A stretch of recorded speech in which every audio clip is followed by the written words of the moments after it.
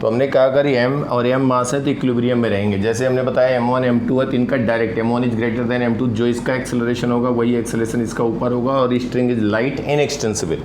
तो एक्सेलरेशन हम डायरेक्ट लिखते हैं m1 minus m2 upon m1 plus m2 into g. Tension in string जो होता है 2m1 m2 upon m1 plus m2 into g, ये तुम्हें पता है। अब यहाँ पे देखो अगर एक्सेलरेशन लिखेंगे तो m1 m2 सेम है तो 0 आ जाएगा, ये इक्विलिब्रियम में। अब क्या हम कह रहे हैं कि यहाँ पे एक है बुलेट जिसका मास है स्मॉल m, ये फायर किया गया बिफोर हिटिंग कैपिटल M, इसकी वेलोसिटी v0 है। कोलिजन के बाद इसी के अंदर इम्बेड कर जाता है, इसी के अंदर स्टक कर जाता है कैपिटल M के।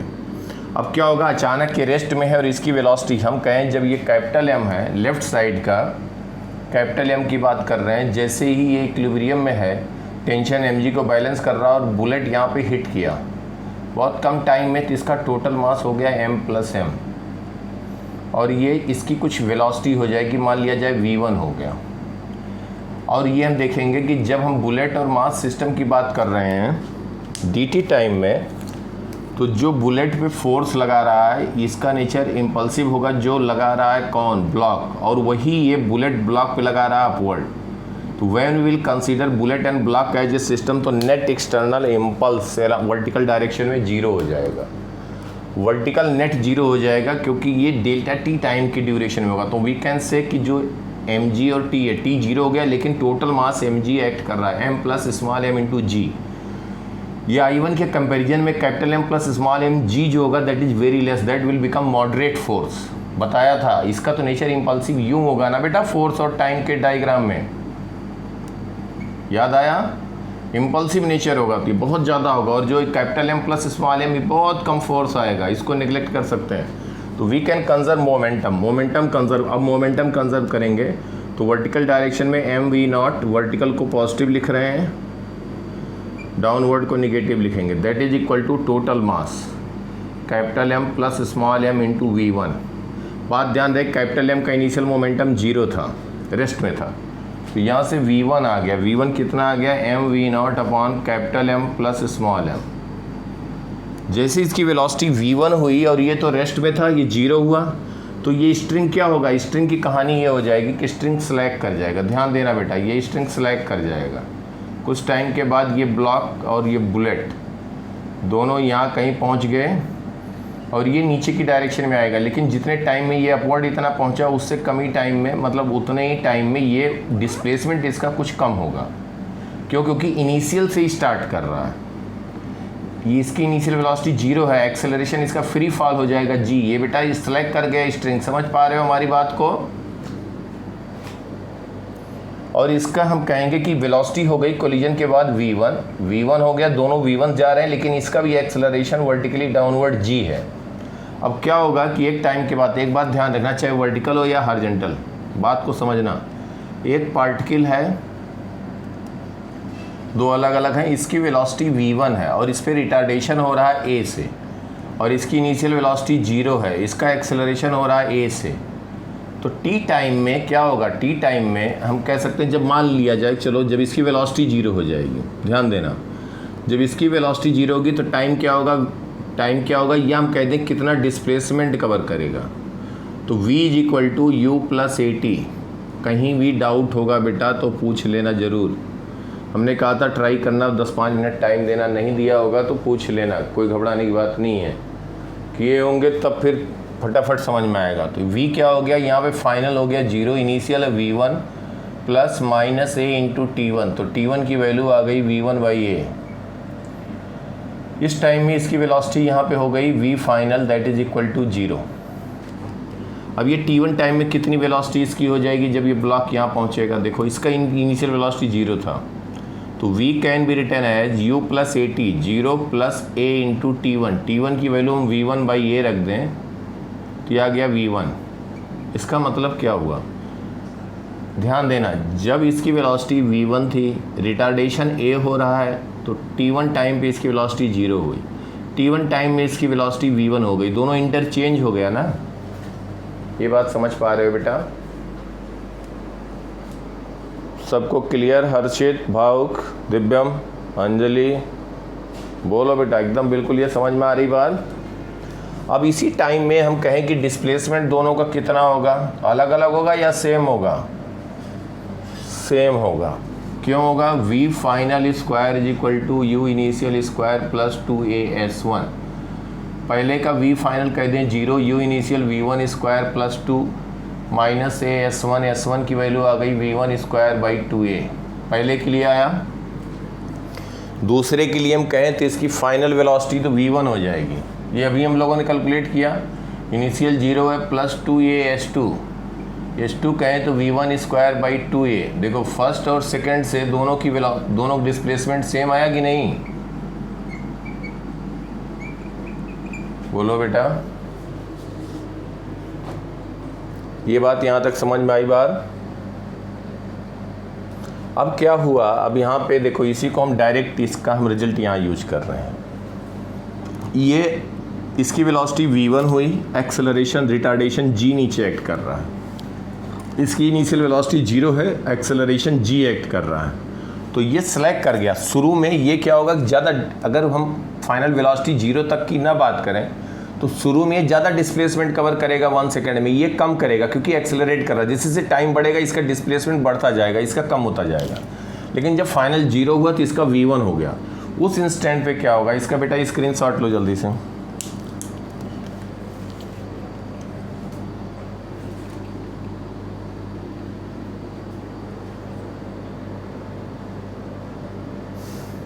लिया,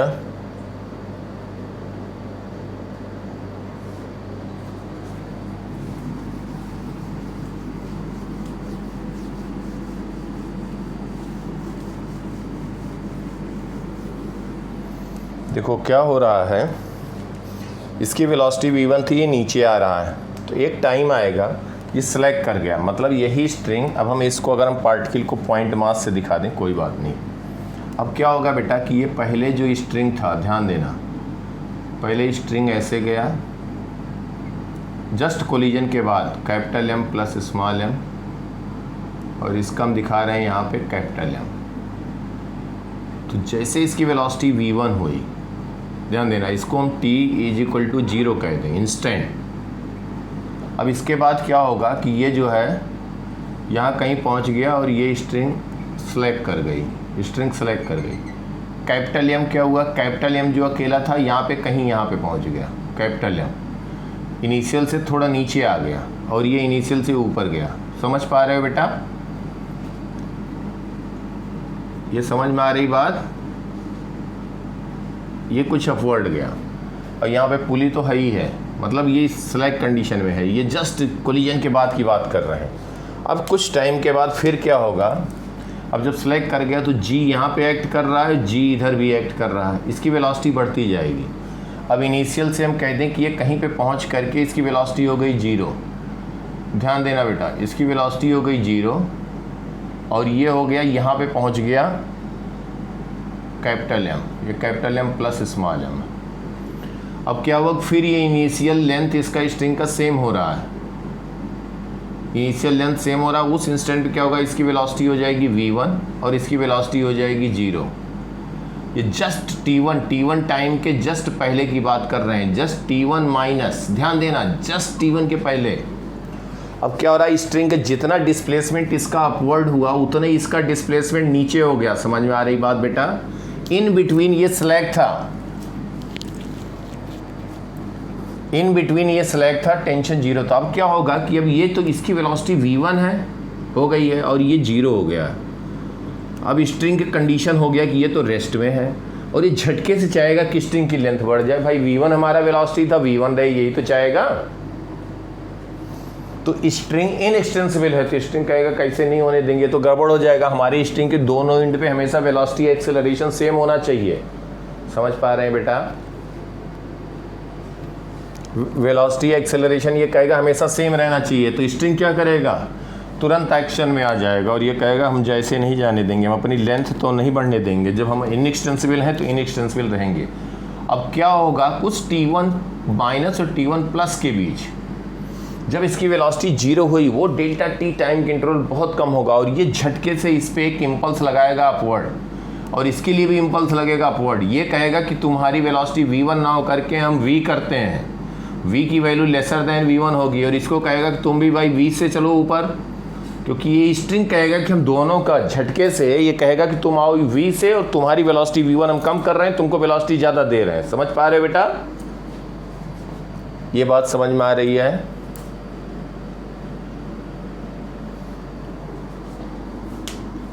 कौन कौन ये जाएगा हम उस मोमेंट की बात कर रहे हैं। अभी किस मोमेंट की बात करें? जब वेलोसिटी इसकी जीरो हुई, इसका मास ज़्यादा है, जाएगा। लेकिन अभी क्या होगा, उस मोमेंट पे ये कहेगा जब इसकी वेलोसिटी v1 हो चुकी है और जीरो हो गया, अब इसकी टेंडेंसी तो नीचे ही है, नीचे g एक्ट कर रहा था, इसमें भी g एक्ट कर रहा था, ये नीचे जाना चाहेगा, तब भी ये स्ट्रिंग क्या कहेगा, स्ट्रिंग नीचे जाए, दोनों एंड नीचे जाए, ऐसा पॉसिबल है? स्ट्रिंग ब्रेक कर जाएगा या तो फिर इलांगेट कर जाएगा।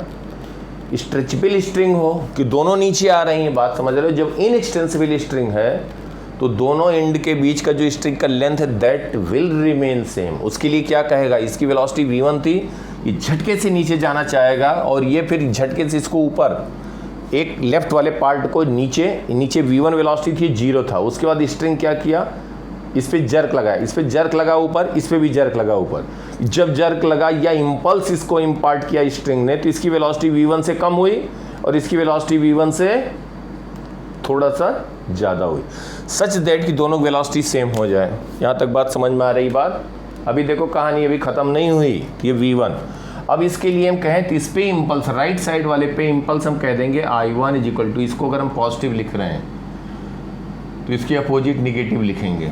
I1 is equal to final momentum minus mv, minus final momentum mv, velocity v मान लिया, इसकी भी वेलोसिटी v मान लिया, minus of initial minus mv1।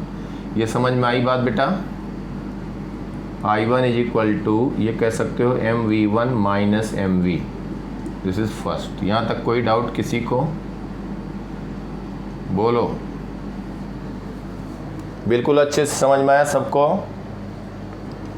अब लेफ्ट साइड पे देखो, इस पे भी इम्पल्स ऊपर लगेगा, स्ट्रिंग में इम्पल्स तो ऊपर लगेगा, तो I1 is equal to final momentum mv, initial momentum 0, this is second इन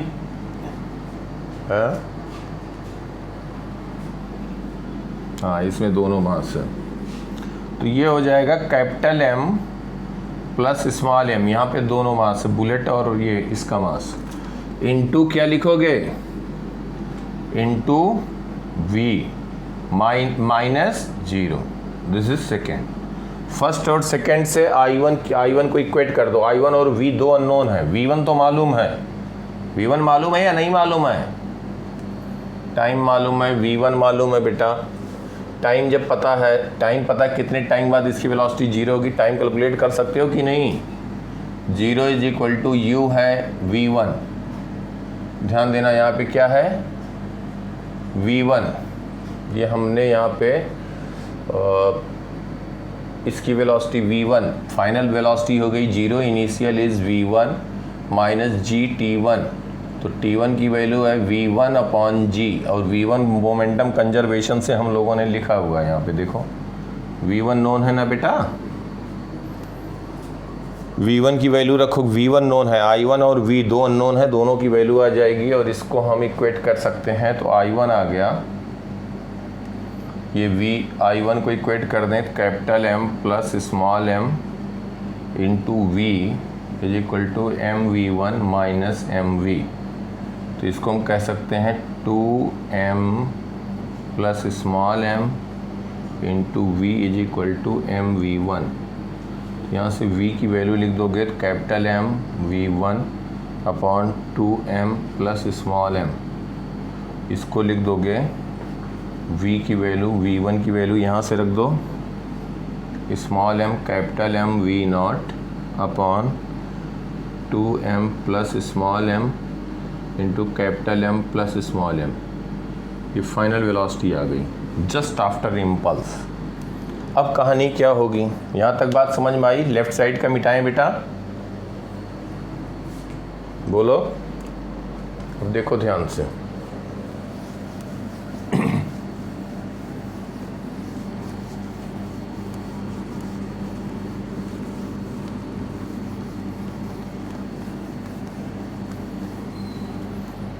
अब क्या हुआ बेटा कि लेफ्ट साइड पे ध्यान देना, यहाँ पे दोनों मास हैं,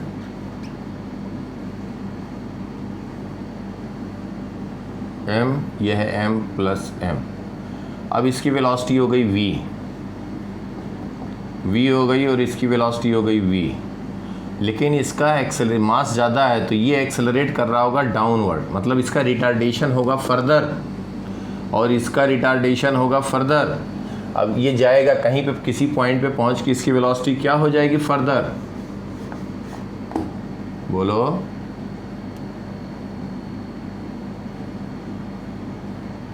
इसकी वेलोसिटी जीरो नहीं होगी। ध्यान देना बेटा, ध्यान दो एकदम अच्छे से। अब इस पे हम कह दें एक्सेलरेशन कितना होगा, ए की वैल्यू, तो m1 जिसका मास ज़्यादा है, capital M plus small m, m1 minus m2 upon m1 plus m2, दोनों को सम करेंगे 2m प्लस m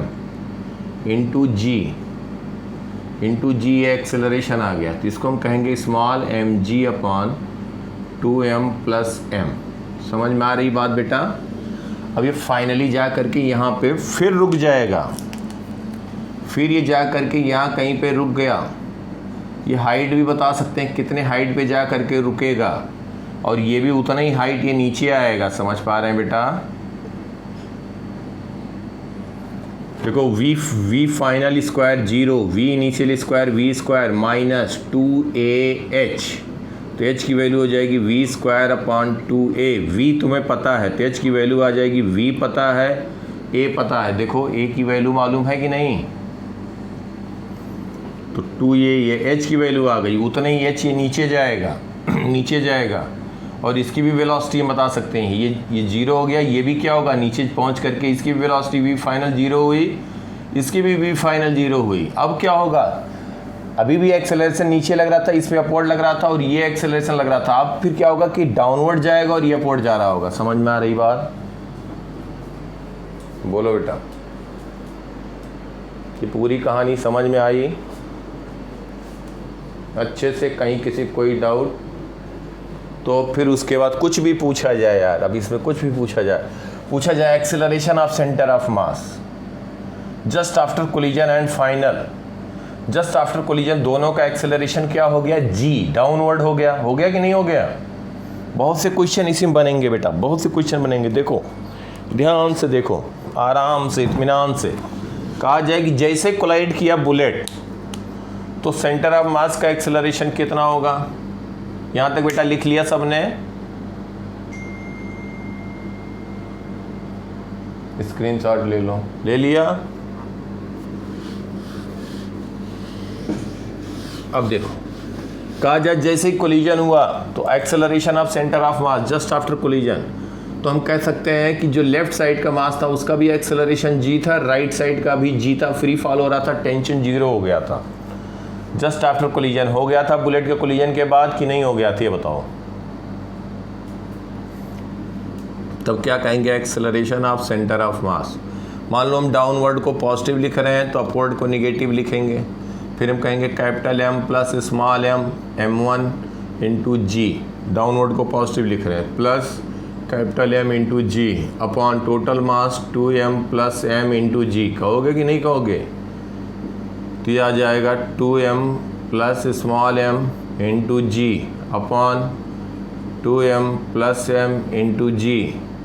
सॉरी, नीचे टोटल मास रहेगा केवल बेटा ना, m1 a1 plus m2 a2 upon m1 plus m2, तो ये आ गया g। तो सेंटर ऑफ मास का एक्सेलरेशन जस्ट आफ्टर कोलिजन कितना हो गया,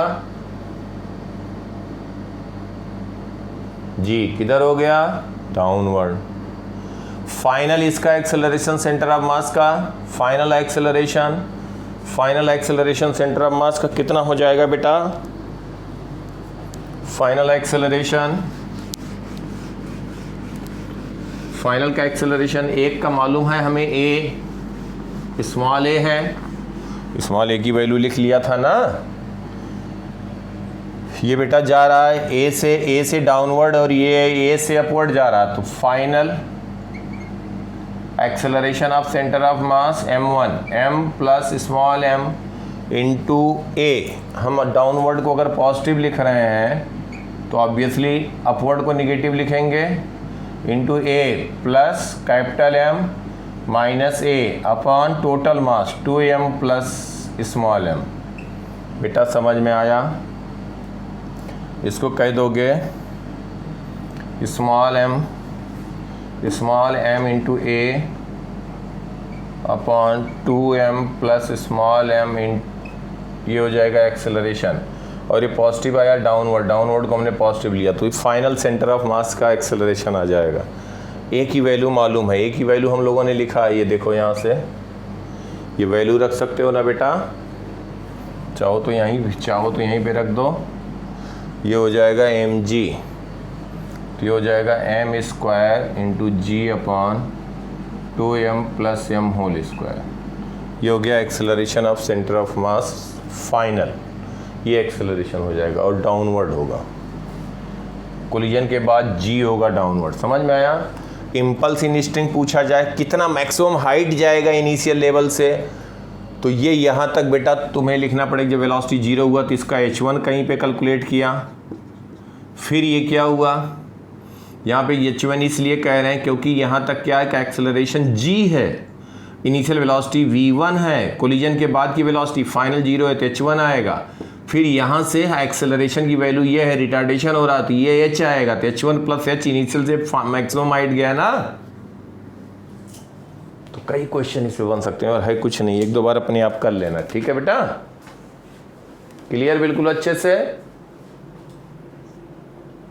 हाँ ओके, तो नोट कर लो, कुछ नहीं है, इस पर प्रैक्टिस करना, एक दो बार अपने आप पूरा लिखना।